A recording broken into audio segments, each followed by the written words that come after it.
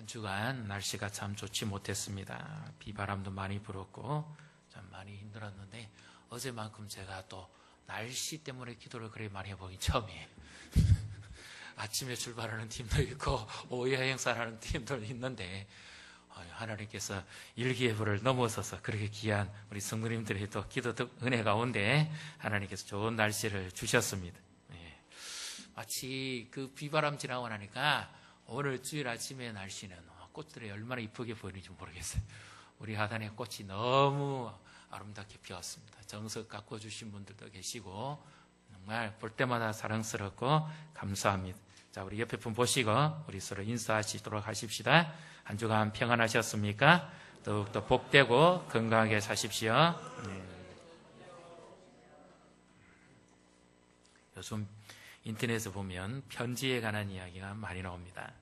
어느 며느리가 시어머니에게 아주 당돌하게 보낸 편지입니다. 그 내용이 좀 제가 간단하게 줄여서 말씀드리면, 이제 나이가 드셨으니까 이제는 두 분이 알아서 사십시오. 때로는 인생은 외로울 때도 있고 힘들 때도 있고 아플 때도 있으니까 이제 자주 아범을 오라가라 하지도 말고 또 전화 자주 안 한다고 구박도 하지 말고 그렇게 사십시오. 그렇게 편지를 간단히 보냈습니다.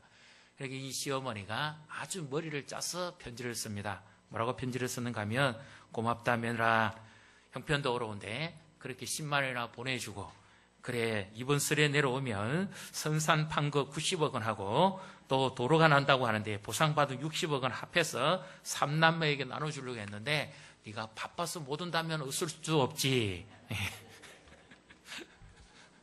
이 2탄은 다음에 하겠습니다. 편지 하나로 마음이 왔다 갔다 합니다. 90억이 아니라 60억, 그보다 더 귀한 영생을 우리에게 주시는 하나님의 은총의 편지, 오늘 하나님의 말씀을 통해서 우리의 진정한 평안과 기쁨, 소망을 누리시기를 주님의 이름으로 축복합니다.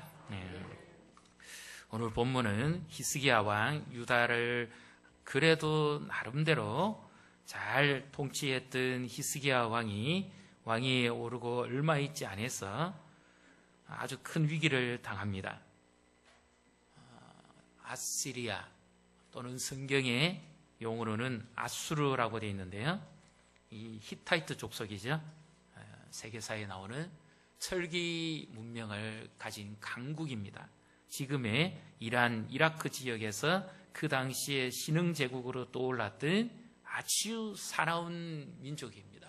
예를 들면 어떤 정책인가 하면 아예 그 민족의 씨를 말려버리기 위해서 항복하지 않는 나라에 대해서는 교란 정책을 핍니다.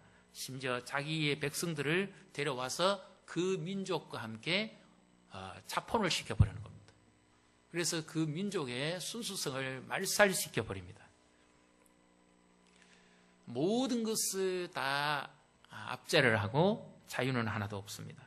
그러나 항복을 하면 자유를 보장해 줍니다. 생명을 보장해 주고 조공을 바치면 이제 이 고통에서는 벗어나게 되는 거죠. 오늘 본문에 히스기야가 유다의 왕이 된 지 얼마 있지 않아서 이런 어려움을 당합니다. 그런데 히스기야는 하나님 앞에 나름대로 선하게 살았고 충성된 왕입니다. 그래서 하나님 앞에 충성을 다하고 또 앞에 아버지가 누군가 하면 아하스라고 하는 하나님 보시기에 아주 악한 왕인데, 그 왕이 세웠던 우상들과 잘못된 관행들을 다 부셔버리고 종교개혁을 일으켰습니다. 철저하게 하나님만 믿기로 작정했던 그런 왕입니다. 그런데 그 왕 앞에 이와 같은 엄청난 어려움을 당하게 되는 일이 벌어집니다. 무엇인가 하면 바로 아수르의 군대가 18만 5천이라는 군대가 이 예루살렘을 공격하기 위해서 바로 코밑 앞에까지 들어왔다는 겁니다. 소식입니다. 인생은 좋은 소식과 나쁜 소식의 연속입니다. 좋은 소식을 들으면 기쁘고 좋습니다. 병원에 가서 검사를 했는데 좋은 소식이 나면 아무 이상 없습니다 하면 얼마나 듣기 좋습니까? 두려움이 벗어지지요. 평안해집니다. 그리고 또 선택을 했는데 합격했다. 좋은 진로를 열었다. 그럼 얼마나 기쁜 소식입니까? 또 누구를 만났는데 결혼하게 됐다든지 또 아기를 낳았다든지 하면 얼마나 기쁘고 좋은 소식입니까?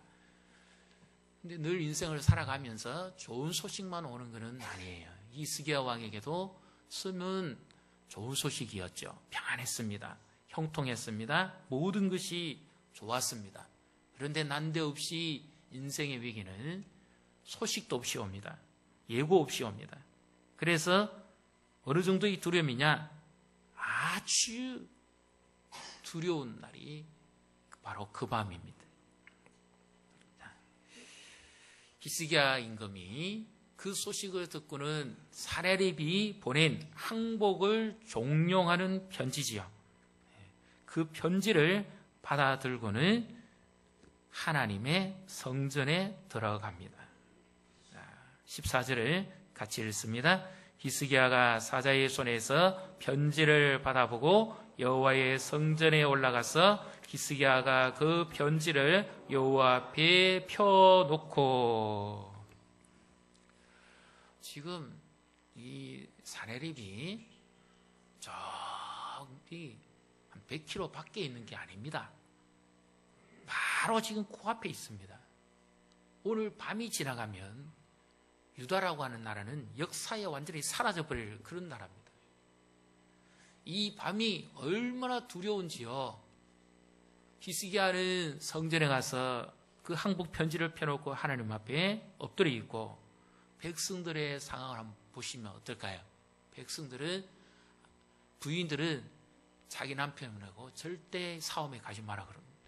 당신 나를 가부 만들 일 있냐고. 절대 못 갑니다. 바지끄덩이 붙잡아 당깁니다. 여인들은 전부 간밤에 울고 불고 우울증 걸립니다. 아이들은 겁에 질려서 잠 한숨 못 잡니다. 왜냐? 아수르의 칼날에 죽을 것 생각하니까 두려워서 오금이 저립니다. 잠 한숨 못 잡니다. 이렇게 길고 긴 밤을, 무서운 밤을 지내야 됩니다. 그런데 왕이라는 사람은 전략을 짜서 어떻게 쓰든지 이 위기에서부터 건져내야 되지 않겠습니까? 그렇게 해야 진정한 통치자답고 왕답지요. 그런데 왕이라는 이 유일한 통치자가 성전에 가서 그것도 항복을 종용하는 그 편지를 펴놓고 있으면 어떻게 합니까? 그나마 사울 사람들을 불러서 뭔가 대비를 해야 될 거 아닙니까? 아니면 아예 용감하게 죽든지, 나는 죽어도 되니까 이 백성만큼 더 살려달라든지, 아니면 아예 그냥 좀 치솔하지만 항복을 미리 하든지 그렇게 해야 되죠. 그래야 뭔가 미래가 보장이 되고 일단 이 위기는 벗어나야 될 거 아닙니까? 그런데 히스기야라고 하는 이 임금은 왜 성전에 가서 그것도 편지를 펴놓고 하나님 앞에 기도합니까? 하나님 앞에 편지를 펴놓고 기도하면 하나님이 그걸 들으시면 어떤 내용이겠어요? 항복을 종료하는 거, 하나님 보고 항복하라는 말입니까? 도무지 이거는 격이 맞지 않잖아요. 오늘 우리 성도님들의 삶의 형편은 어떻습니까? 만약에 이것이 어느 한 집안의 현실로 드러났다고 생각해 보십시오. 인생 경매가 옵니다. 빛이 져서 독촉장이 오고, 그것뿐만 아니라 이제는 은행에서 금융권 정지 통보가 오고, 그리고 경매로 넘기겠다고 하고, 그러면 그런 소식을 들으면 집안의 식구들은 마음이 무너집니다. 아이는 어떻게 되겠어요? 뉴스에 나오면 창피해서 학교도 못 갑니다. 온 가족들의 심적 고통과 괴로움은 말로 표현할 수가 없는 것이요. 그런데 그것만 들고 있으면 어떡하겠습니까? 뭔가 대책을 세워야 안 되겠어요.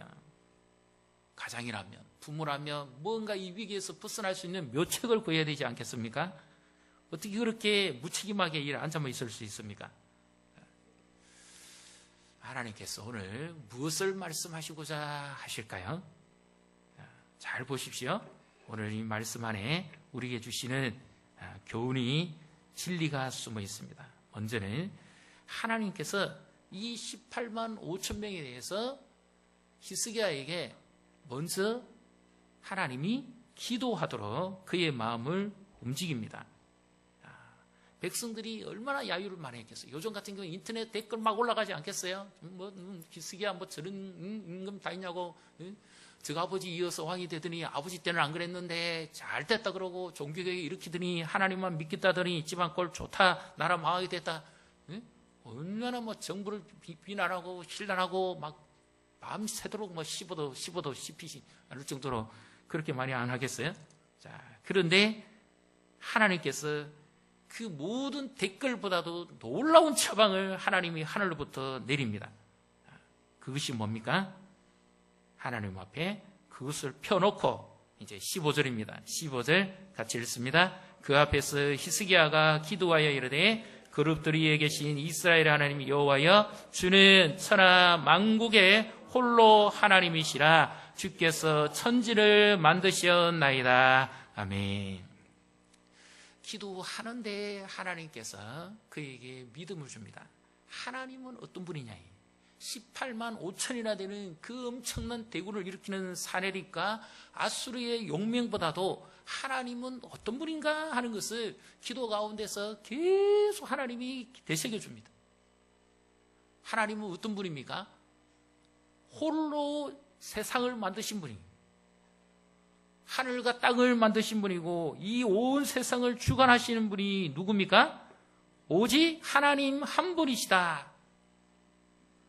아수르 사내립을 세운 분이 누굽니까? 하나님이 세웠죠. 히스기야를 임금으로 세운 자가 누굽니까? 하나님이 세웠죠.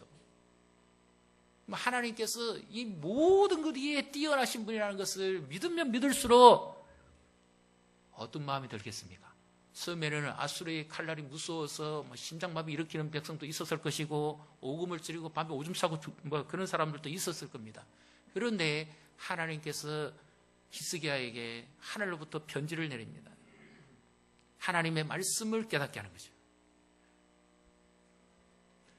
그래서 그 말씀을 생각할수록 하늘과 땅의 통치자 아수르의 사내립은 아수르라고 하는 이 지역적인 일부분의 통치자지만 하나님은 영원한 세계를 다스리시고 온 모든 민족의 왕으로서 자정하시는 분이다. 그 하나님을 의지하는 믿음을 하나님께서 히스기야에게 주십니다. 그러면 우리에게 있어서도 어렵고 힘든 일이 있다면 인생의 위기가 마치 제가 아까 말씀드렸던 그런 현실이 부딪힌다 하더라도 1차적으로 하나님께서 우리에게 주는 소식은 뭡니까? 두려워하지 말고 하나님이 어떤 분인 것을 믿고 기도할 때마다 하나님 우리에게 은혜와 평강을 주시고 힘을 주실 줄로 믿습니다. 내가 당면된 현실보다도 더 뛰어나서 온 세상을 움직이시고 다스리시는 그 하나님을 믿는 믿음을 가질 때마다 우리에게는 진정한 평안과 기쁨이 있는 줄로 믿습니다. 그리고는 히스기야가 하나님 앞에 기도하는데 아주 구체적으로 합니다. 아주 구체적으로 합니다. 어떻게 합니까? 그것을 다 펼쳐놓고 16절을 보십시오. 16절 같이 읽습니다. 여호와여 귀를 기울여 들으소서. 여호와여 눈을 떠서 보시옵소서. 사내립이 살아계신 하나님을 비방하러 보낸 말을 들으시옵소서. 아멘. 하나님 앞에 그 현실을 놓고 기도하는데 그냥 하나님 살려주십시오, 하나님 위기에서 건져주십시오, 그런 기도가 아닙니다. 어떤 기도입니까? 편지를 그대로 펼쳐들고 있는 그대로 하나님 앞에 기도하는 거예요. 기도는 어떻게 해야 됩니까? 두루뭉실하게 대충 하는 게 아닙니다. 기도는 어떻게 해야 됩니까? 정확하게 해야 됩니다. 신랑감 구하는 신부가 처녀가 기도하는데 하나님 제 마음 아시죠? 대충 주세요 하면 세상에 대충남이 어디 있습니까? 그런 사람하고 어떻게 일생을 같이 살겠어요? 기도는 하나님 앞에 구체적으로 하고 정확하게 해야 됩니다. 그래서 기도에서 만난 배필들을 보면 거의 80%, 90% 이상이 맞습니다. 왜 그렇습니까? 부부 삼아하고 다투고 싸우고 갈라지고 할 때 하나님께서 뭘 증거를 주셔요? 기도했잖아요. 하나님이 기도해서 응답 주신 거 아닙니까? 이만큼 정확하게 하나님이 맞춰주셨잖아요. 그리고 한눈 팔지 않고 하나님 앞에 하나님께서 내게 주신 선물이고 내게 주신 사람이니까 마음을 맞추는 거죠. 그리고 구하지 않고 받는 것도 좋습니다만 구하고 받는 것은 훨씬 더 귀합니다. 하나님은 우리가 구하지 않아도 있어야 될 것을 주시는 분입니다. 믿습니까? 그러나 구했을 때 받는 그 기쁨과 즐거움하고는 비교가 안 돼요. 예를 들어서 아이들이 엄마 자전거 사주세요, 뭐 스마트폰 사주세요 그러는데 당장 안 사주고 주로 어떻게 합니까? 부모들이 이번에 시험에 1등하면 조건이 있습니다. 그럼 그 1등 하기까지 애는 공부를 해야 되고 뭘 해야 될까요? 기도해야죠. 그래 기도해서 마침내 1등 합니다. 그러면 엄마도 좋고 아들도 좋고 얼마나 좋습니까? 그렇게 노력하고 애를 쓰고 기도하고 기다렸더니 마침내 그것이 현실로 나타났단 말이에요. 얼마나 귀하겠어요. 이렇게 오랫동안 기도해서 응답을 받았으니까 그걸 함부로 하겠습니까? 자동차보다도 그 아이에게는 더 좋은 겁니다. 하나님이 은혜로 주신 선물이니까요. 얼마나 귀하겠어요. 하나님이 우리의 사정을 다 아시면서도 구체적으로 기도하라고 하시는 것은 바로 하나님이 살아계신 분이기 때문에 구체적으로 기도하라는 거예요. 하나님께 아주 친밀하게 나와서 기도하시라는 겁니다. 하나님은 어떤 신들과 다릅니까? 자, 아수르 왕이 이미 정복했던 여러 왕들은 어떤 존재들입니까? 17절, 18절 같이 읽습니다. 여호와의 아수르 여러 왕이 과연 여러 민족과 그들의 땅을 황폐하게 하고 또 그들의 신들을 불에 던져 싸우니 이는 그들이 신이 아니요 사람의 손으로 만든 것 곧 나무와 돌뿐이므로 멸하였나이다. 아수르 왕이 그렇게 용감하고 무섭고 완전히 살육기계같이 강철의 기구를 가지고 정복했지만 그 모든 나라 민족의 왕들이나 그들이 섬기는 신들은 전부 사람이 만든 것에 지나지 않습니다. 그렇게 해서 그들은 패했습니다. 그러나 하나님은 히스기야에게 계속해서 고백하게 합니다. 하나님은 살아계신 하나님이고 이 모든 위기와 고통 가운데서 건져낼 수 있는 하나님이신 것을 하나님이 히스기야에게 계속 거듭거듭 말씀하시는 거죠. 19절을 같이 읽습니다. 우리 하나님 여호와여 원하건대 이제 우리를 그의 손에서 구원하옵소서. 그리하시면 천하 만국이 주 여호와가 홀로 하나님이신 줄을 알리다 하니라. 아멘. 그래서 하나님은 다른 분이지 않습니까? 하나님이 어떤 분인 것을 정확하게 히스기야에게 하나님이 말씀하십니다. 그래서 이것이 어쩌면 우리의 현실을 헤쳐나갈 수 있는 유일한 믿음과 무기가 될 수 있습니다. 아수르의 18만 5천의 그 칼날 앞에서도 두려워하지 않고 뜰 수 있는 유일한 무기는 뭐예요? 하나님을 믿는 믿음입니다. 믿음 하나로 18만 5천 가지 문제를 해결할 수 있습니다. 이것이 하나님이 주신 믿음입니다. 아수르의 사내립 임금보다도 그들이 준비된 18만 5천의 군대보다도 유일한 무기는 하나님 자신이라는 거죠. 우리를 둘러싸고 압제하는 무슨 딱지, 경매, 아니면 이 빚독촉, 아니면 좋지 못한 소식, 모든 것들을 유일하게 이겨낼 수 있는 하나의 능력을 하나님이 주십니다. 그것은 바로 믿음입니다. 하나님이 살아계신 분이고 하나님이 얼마든지 능히 건질 수 있다는 것을 믿는 믿음만이 진정한 무기요 승리의 능력인 줄로 믿습니다. 그런데 우리가 막상 현실을 당하면 하나님 눈이 잘 안 보입니다. 믿는다고 하지만 하나님 잘 안 보여요. 저도 제가 개척하면서 어려웠던 게 그겁니다. 성경 말씀도 분명히 알고 사역도 해봤고 하나님은 어떻게 하신다는 것도 알았는데요. 근데 막 인생의 순간순간은 하나님은 마치 숨어 계시는 분 같아요. 전혀 하나님은 어떤 때는 보이지 않으신 것 같아요. 그때가 정말 답답할 때입니다. 여기 보십시오. 히스기야 임금이 이렇게 충성하고 헌신했음에도 불구하고 왜 이런 위기를 겪습니까? 하나님이 살아계신 분 같으면 당장 요절을 내치든지 하나님이 얼마든지 그러실 수 있잖아요. 그리고 아예 예루살렘에 올라오면 지진이 나서, 이번에 일본 지진 나듯이 전부 다 빠져 죽게 하든지. 하나님이 얼마든지 막으실 수도 있고 그렇게 할 수도 있었을 거 아닙니까? 그런데 이런 어려움을 겪습니다. 그럼 오늘 우리에게 있었어요. 어려움을 겪는 것은 다 우리가 잘못했고 우리가 다 죄를 지었고 고통을 당하는 결과입니까? 아닙니다. 인생은 우리 어르신들이 더 잘 아실 겁니다. 살아볼수록 모르는 게 인생입니다. 믿음 생활도요, 많이 해보신 분들은 이렇게 고백할 겁니다. 도무지 하나님을 오히려 잘 모릅니다. 내 생각하고 하나님 생각하고는 너무 다르다고 자주 고백하는 그분이 정말 하나님을 아는 분입니다.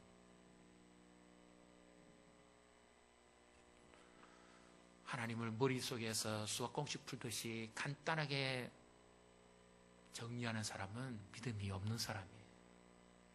실제로 인생에 부딪혀 보십시오. 인생이 수학 공식처럼 그렇게 간단하지가 않습니다. 이런 위기 선상에서 우리가 어떻게 헤쳐나갈 수 있을까요? 우리가 믿음이 있다지만 그 믿음이 얼마나 순간순간 흔들립니까? 그래서 하나님께서 우리에게 믿음에 있어서 결정체요 흔들리지 않는 대상을 보내주시죠. 바로 예수님입니다. 하나님은 보이지 않아요. 근데 그 보이는 하나님으로 우리에게 오셔서 말씀해 주시고 그 예수님을 통해서 계속해서 우리에게 소식을 주시죠. 어떤 소식입니까? 굿뉴스죠. 기쁜 소식이죠. 죄 아래 죽었던 영혼들을 살려내고 건져내는, 바로 이 앗수르의 압제에서 벗어나게 하고 평안을 주신 하나님, 바로 우리를 지악의 굴욕에서 고통에서 벗어나서 건지시고 구원을 주시는 예수 그리스도, 바로 그 예수님 안에 있을 때 진정한 두려움을 이기고 평강을 누리게 되는 줄로 믿습니다. 예수님이 이 땅에 믿음이 흔들리는 우리를 위해서 그 믿음을 붙잡아 주시기 위해서 우리의 현실을 놓고 하나님 앞에 나와서 예수님 앞에 기도하면 예수님이 우리의 기도를 들으시고 너희가 내 이름으로 지금까지 아무것도 구하지 아니하였으나 이제 구하라. 그리하면 내가 시행하리라. 보이지 않는 하나님을 보이는 하나님으로 나타나게 해주셔서 우리의 연약한 믿음을 붙잡아 주시기 위해서 예수님이 이 땅에 오신 줄로 믿습니다. 그리고 예수님은 우리가 히스기야처럼 기도를 하는데 그냥 뭉뚱그리 기도를 하지 말고 완전히 구체적으로, 아주 구체적으로 기도하기를 원하십니다. 왜 구체적으로 기도해야 될까요? 그냥 소가리만 하고 끙끙거리면 화병 앓습니다. 아무에게 누구에게 대할 사람이 없는 사람 보십시오. 얼굴이 굳어지고 우울하고 소가리 하다가 화병 걸립니다. 그러나 소통의 창구가 있는 사람, 언제든지 누구랑 대화할 수 있고 이야기할 수 있는 교제권을 가지고 있는 사람은 다릅니다. 말 못할 고민, 아무에게도 이야기할 수 없는 밤새의 이 고민, 히스기야의 고민을 누가 듣습니까? 우리는 예루살렘 성전으로 가야 될까요? 아니지. 예수님 앞에 나오면 만왕에 와 계신 그 예수님이 우리의 모든 형편과 사정을 다 들으시고 우리의 기도에 귀를 기울이시고 우리와 교제하게 하시는 줄로 믿습니다. 그래서 하나님과의 사귐을 통해서 믿음을 주시고 힘을 얻고 용기를 얻게 하고 이 위기를 헤쳐나게 하는 줄로 믿습니다. 이분은요, 한때 우리나라에서 인기 대중가요 가수였습니다. 나름대로 이름을 많이 날렸던 사람이에요. 돈도 많이 벌었습니다. 그 이름만 되면 다 아시는 분입니다. 근데 그렇게 잘 나가다가 이분이 갑자기 빚독촉에 시달리기 시작합니다. 그리고 여기저기서 경매 딱지가 막 금융권이 정지됩니다. 아이들은 울고불고 난리가 났습니다. 하루아침에 그 좋은 집에 살다가 완전히 새빵살이를 해야 되는 그 고통을 당했습니다. 그리고 그 아버지 이름만 되면 다 알아버리니까 온 뉴스에 다 나와버립니다.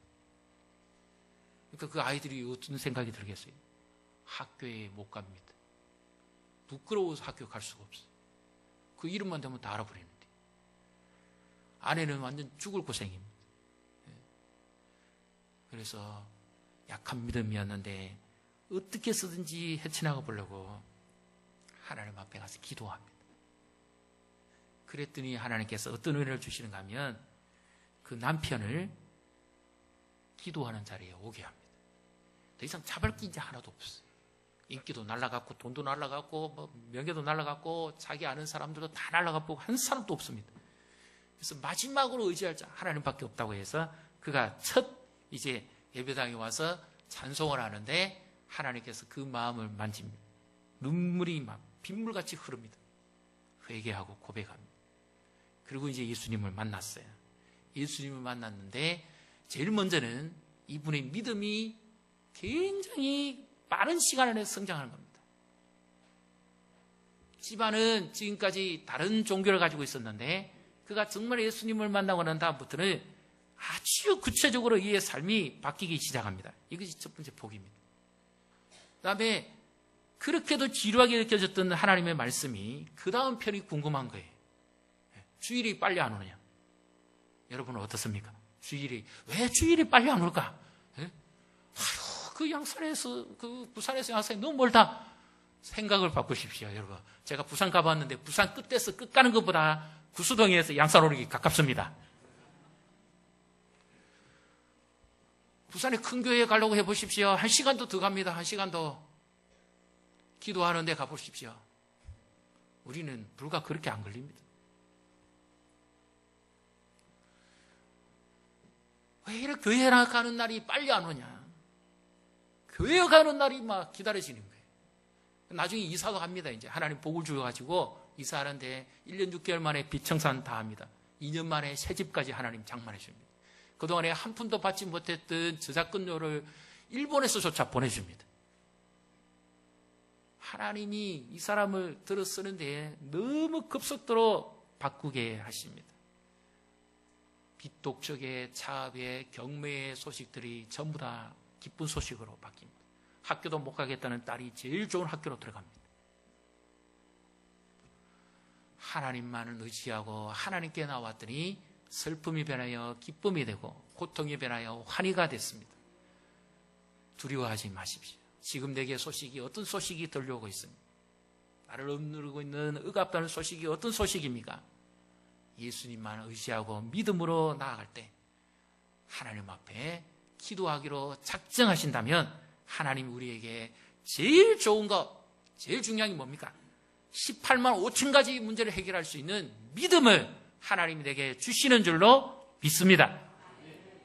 이 믿음 하나로 내게 당면된 화병도 고칠 수 있고요. 이 믿음 하나로 관계의 불통도 고칠 수 있고, 이 믿음 하나로 잃어버린 시간을 되찾을 수도 있고, 이 믿음 하나로 두려움도 극복할 수 있습니다. 모든 것을 이길 수 있는 믿음이에요. 믿음이란 하나님이 하시는 것을 믿는 겁니다. 믿음이란 내 자신이 아니고 신뢰의 대상을 예수님께로 옮기는 거예요.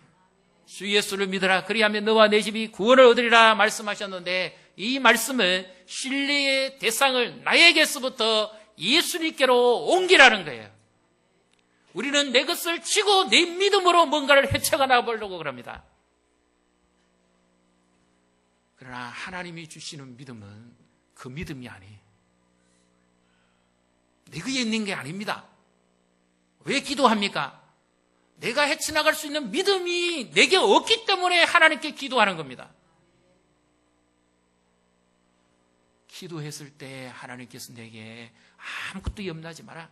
오직 기도와 간구로 감사함으로 아뢰라는 것은 어떻게 보면 역설이에요. 지금 이 당황한 상황에 나라 망하는 꼴에 집안 망하는 꼴에 이 온갖 소식이 안 좋은 소식이 다 사방으로 도배하는데 염려 안 하다니요. 염려할 수밖에 없지요. 근데 왜 염려하지 마라 그럽니까?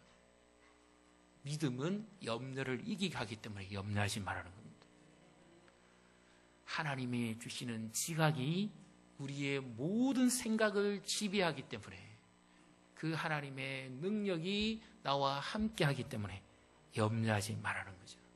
그래서 기도와 간구로 구하라는 겁니다. 그리하면 하나님께서 모든 것을 하나님의 은혜로 해결해 가신다는 거죠. 그래서 우리에게 있는 소식이, 안 좋은 소식은 기쁨의 소식으로, 고통의 소식은 환희의 소식으로, 무엇보다도 예수님을 이 모든 시간들 가운데서 더 알아가는 것이 최고의 복입니다. 이거는 결코 바꿀 수 없는 복이에요. 예수님 만나는 것. 내가 예수님을 더 하는 겁니다. 제가 아까 말씀드렸잖아요. 인생을 살아갈수록 도무지 모르는 인생이고 하나님을 믿을수록 도무지 하나님이 어떤 분인지를 모르는 것이 믿음 좋은 사람이라고요. 예수님을 알아가는 겁니다. 이것이 최고의 복입니다. 그래서 우리에게 당면된 이 모든 것을 예수님 의지하시고 믿음으로 결단하십시다. 이제 날이 봄이 왔습니다. 새벽을 좀 깨우시면 좋겠어요. 20분만 오시면 되겠네요. 20분만. 양산은 15분만 하면 다 오시고 구수동은 20분만 하면 옵니다. 네. 그래서 기쁨의 소식, 교회적으로도 기쁜 소식, 그리고 우리 성도들 가정에도 하나님 주시는 은혜와 복이, 하나님의 약속이 이루어지는 이런 은총을 누리시기를 주님의 이름으로 축복합니다. 우리 시간 찬양하면서 결단하도록 하겠습니다. 주의 보좌로 나아갈 때에